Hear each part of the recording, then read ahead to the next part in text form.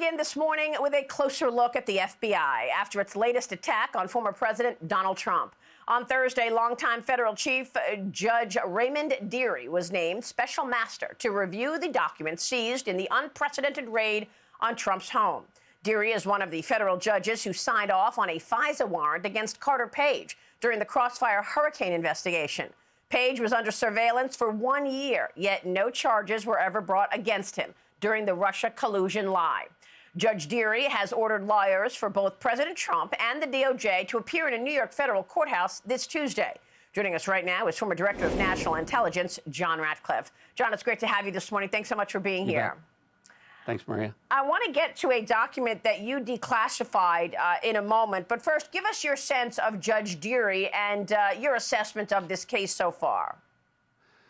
Well, I think he's a good choice to be the special master in this case. As you pointed out, he signed one of the FISA applications that Director Wray of the FBI later had to admit was illegal. The reason he signed it, though, was because the FBI fabricated evidence. FBI lawyer Kevin Kleinsmith submitted false evidence for which he pled guilty to a felony for doing that. It also included false evidence of this Steele dossier. And that the FBI knew was false because the subsource for that, Igor Danchenko, had told them that it was all made up. And so I think Judge Dearie is a good choice because, you know, this was a black eye for the FISA court. He was taken advantage of by the FBI. So in this instance, I think he's not going to take the DOJ and the FBI assertions at face value, and we'll look at these documents. But the other part of it I think that's important for folks to look at, Maria, is part of what he's going to be looking at isn't just the issue of privilege, it's going to be the issue of classification. So the reports are that the FBI took 11,000 documents from Donald Trump's Mar-a-Lago home. They claim that reports are that there are 100 documents that have classified markings. I don't know if those documents include Russiagate or Steele reporting documents, but if they do, there's a question whether or not they're marked top secret, whether they are top secret. Yeah. The reason I say that, if that makes, let me explain a little bit, Maria, is I saw hundreds, if not thousands of documents when I was Director of National Intelligence that related to Christopher Steele and the Steele reporting or the Crown reporting, things like the Alpha Bank connections that were in the Steele dossier or Michael Cohen's trip to Prague. All of these things were make-believe, but yet they were marked top secret. They were no more top secret or involved real sources and methods than, you know, your children's creative writing assignments for their homework. So there's an issue of classification of those documents. They're going to have to look at documents that were marked top secret to determine whether or not there really was any national security information in there of any value.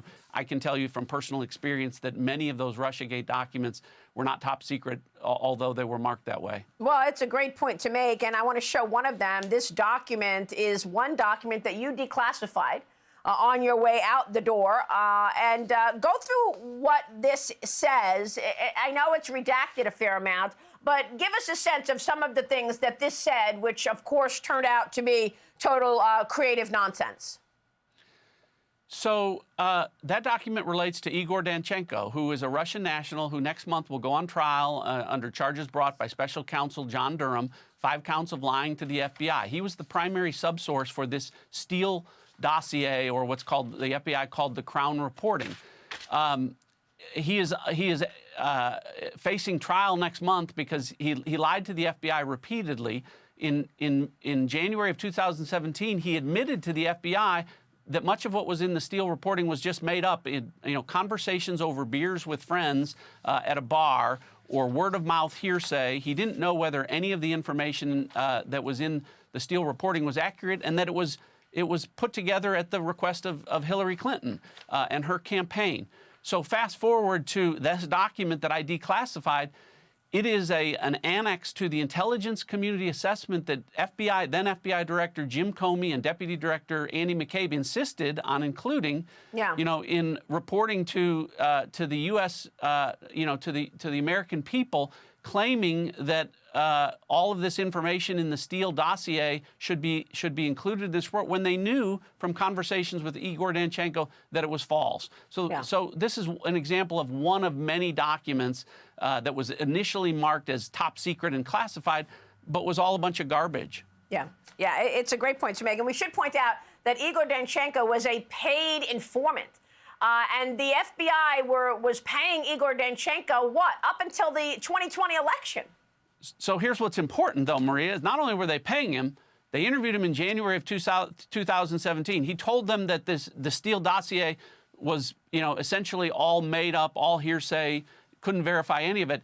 After that, they put him on the payroll and kept him on the payroll until days before the 2020 election between President Trump and then candidate Joe Biden. So at the time that John Durham with the Department of Justice is investigating Igor Danchenko and getting ready to bring charges against him for lying to the FBI was paying him. Unbelievable. Meanwhile, the DOJ is formally asking the 11th Circuit to intervene in the Mar-a-Lago case. They are pushing to try to stop Donald Trump. I want to get your take on what happened to the FBI. Will we ever seek accountability? Look at this Wall Street Journal op-ed from last week, and the title is How Robert Mueller Destroyed the FBI.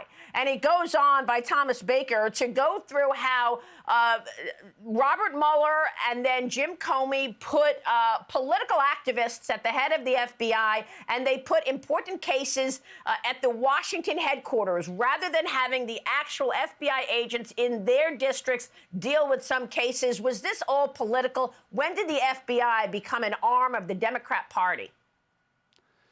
Well, so you mentioned Thomas Baker, who wrote that op-ed. He's a 33-year veteran of the FBI, an agent with the FBI who loves the FBI.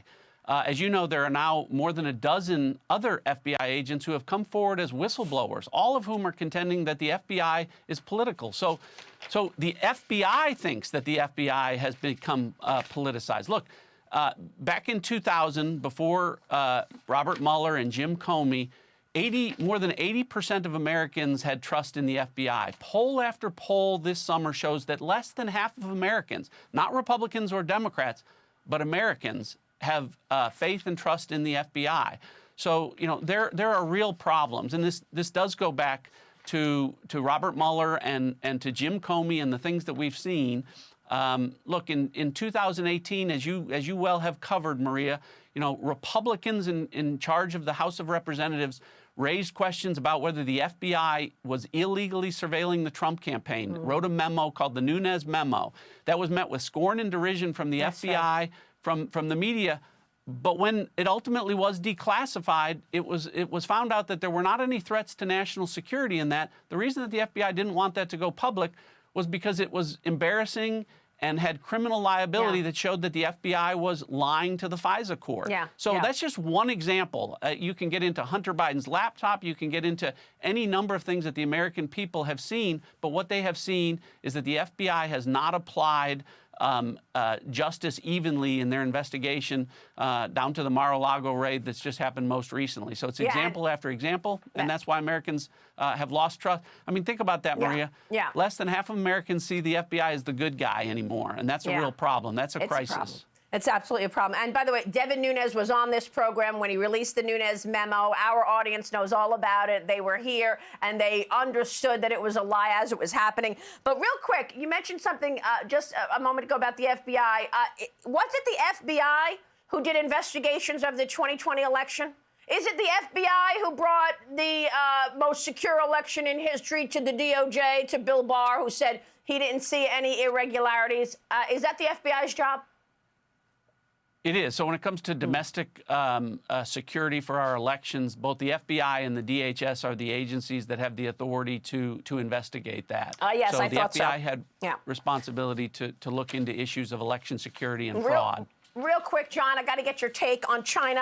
A very incredible story this weekend. A Chinese spy wanted GE secrets, but the U.S. got China's instead. Under your administration, the Trump administration, there was a string of indictments of people who were surveilling American citizens on direction from the Communist Party of China.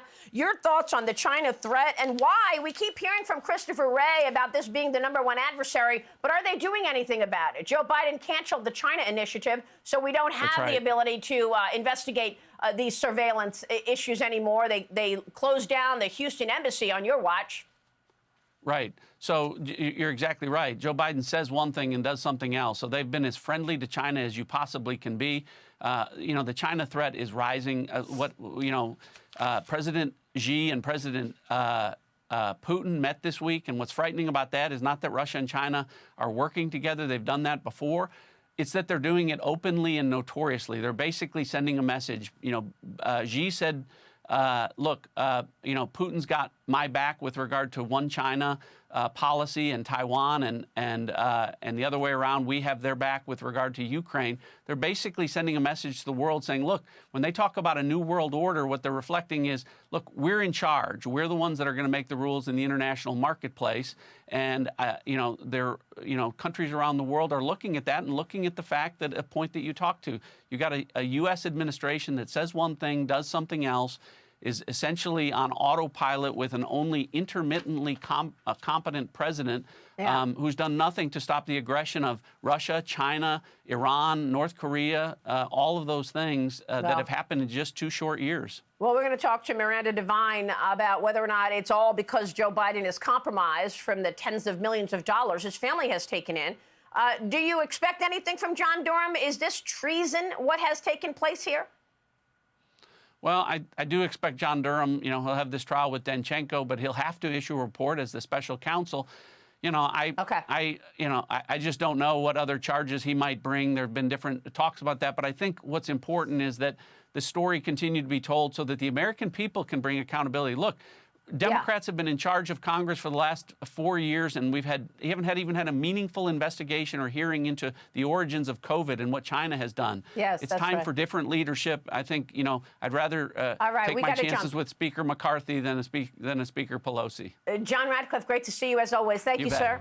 I'm Steve Ducey. I'm Brian Kilmeade. And I'm Ainsley Earhart. And click here to subscribe to the Fox News YouTube page to catch our hottest interviews and most compelling analysis.